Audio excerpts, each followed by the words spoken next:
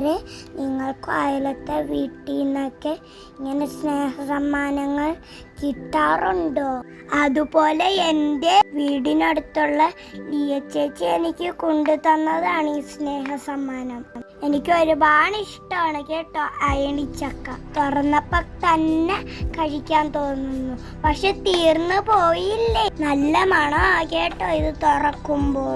ഇത് കണ്ടപ്പോ അമ്മ പറയുവാ, പണ്ടൊക്കെ അമ്മയുടെ അമ്മച്ചി ഇല്ലേ, ഇതിന്റെ കുരു എടുത്തിട്ട് വറുത്തിട്ട് കൊടുക്കുമായിരുന്നു എന്ന്.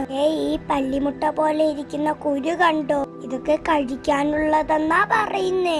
ഈ കിട്ടിയ ഉടനെ 2-3 ഒറ്റ പിന്നെ നമ്മള് തീർത്തു. അയണിച്ചക്ക ഇഷ്ടമുള്ളവരെല്ലാം കമന്റ് ചെയ്യണം കേട്ടോ. ഇതൊന്നും ഇപ്പൊ അങ്ങനെ അധികമൊന്നും കിട്ടാറില്ല.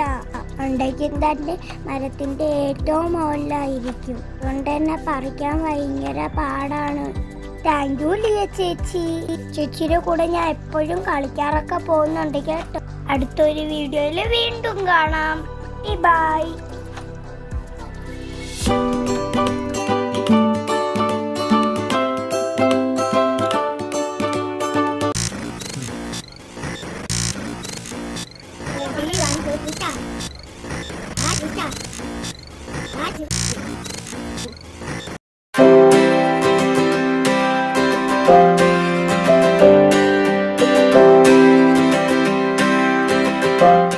കൂട്ടുകാരെ, നിങ്ങൾക്ക് അയലത്തെ വീട്ടിൽ നിന്നൊക്കെ ഇങ്ങനെ സ്നേഹ സമ്മാനങ്ങൾ കിട്ടാറുണ്ടോ? അതുപോലെ എൻ്റെ വീടിനടുത്തുള്ള ലിയ ചേച്ചി എനിക്ക് കൊണ്ടു തന്നതാണ് ഈ സ്നേഹ സമ്മാനം. എനിക്ക് ഒരുപാട് ഇഷ്ടമാണ് കേട്ടോ അയണിച്ചക്ക. തുറന്നപ്പോ തന്നെ കഴിക്കാൻ തോന്നുന്നു. പക്ഷെ തീർന്നു പോയില്ലേ. നല്ല മണമാ കേട്ടോ ഇത് തുറക്കുമ്പോൾ.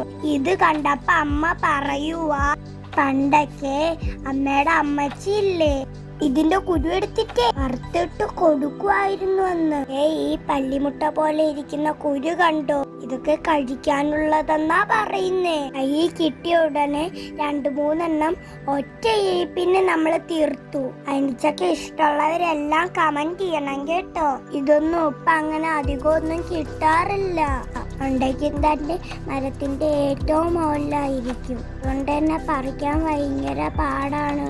താങ്ക് യു ലിയ ചേച്ചി. ചേച്ചിയുടെ കൂടെ ഞാൻ എപ്പോഴും കളിക്കാറൊക്കെ പോകുന്നുണ്ട് കേട്ടോ. അടുത്തൊരു വീഡിയോയിൽ വീണ്ടും കാണാം.